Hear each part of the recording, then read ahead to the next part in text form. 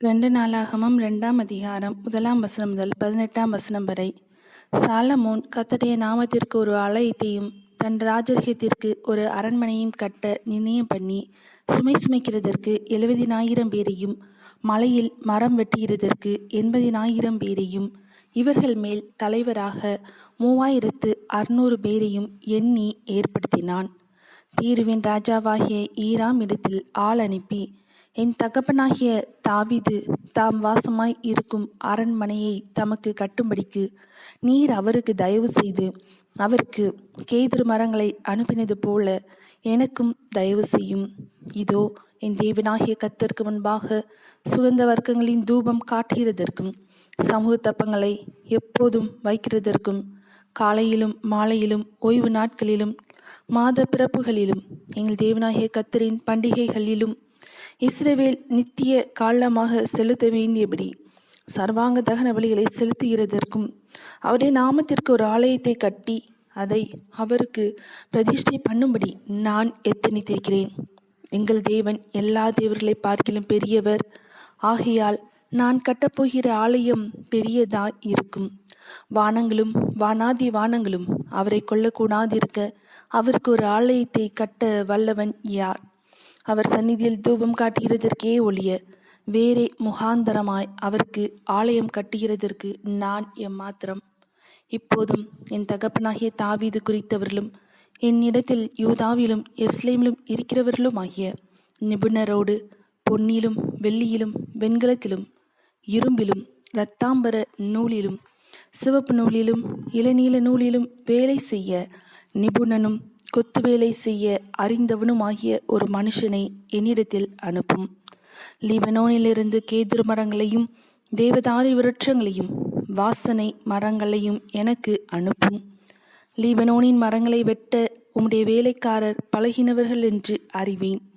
எனக்கு மரங்களை திரளாக ஆயத்தப்படுத்த என் வேலைக்காரர் உம்முடைய வேலைக்காரரோடும் கூட இருப்பார்கள்.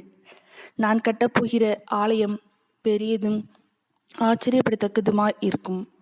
அந்த மரங்களை வெட்டுகிற உம்முடைய வேலைக்காரருக்கு 20,000 மரக்கால் கோதுமை அரிசியையும் 20,000 மரக்கால் வார்கோதுமையையும் 20,000 குடம் திராட்சரசத்தையும் 20,000 குடம் எண்ணெயும் கொடுப்பேன் என்று சொல்லி அனுப்பினான். அப்பொழுது தீருவின் ராஜாவாகிய ஈராம் சாலமோனுக்கு பிரதியுத்தரமாக, கர்த்தர் தம்முடைய ஜனத்தை சிநேகித்ததினால் உம்மை அவர்கள் மேல் ராஜாவாக வைத்தார்.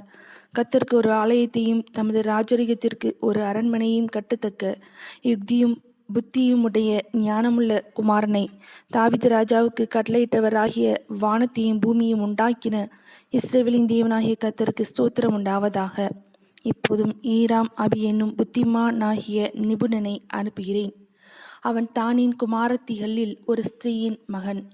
அவன் தகப்பன் தீரு தேசத்தான். அவன் பொன்னிலும் வெள்ளியிலும் வெண்கலத்திலும் இரும்பிலும் கற்களிலும் மரங்களிலும் இரத்தாம்பர நூலிலும் இளநீல நூலிலும் மெல்லிய நூலிலும் சிவப்பு நூலிலும் வேலை செய்யவும் சகலவித கொத்து வேலை செய்யவும் என்னென்ன செய்ய வேண்டுமென்று அவனுக்கு சொல்லப்படுமோ அவைகளையெல்லாம் உம்மிடத்திலுள்ள நிபுணரோடும் உம்முடைய தகப்பனாகிய தாவீது என்னும் என் ஆண்டவனின் நிபுணரோடும் கூட யூகித்து செய்யவும் அறிந்தவன்.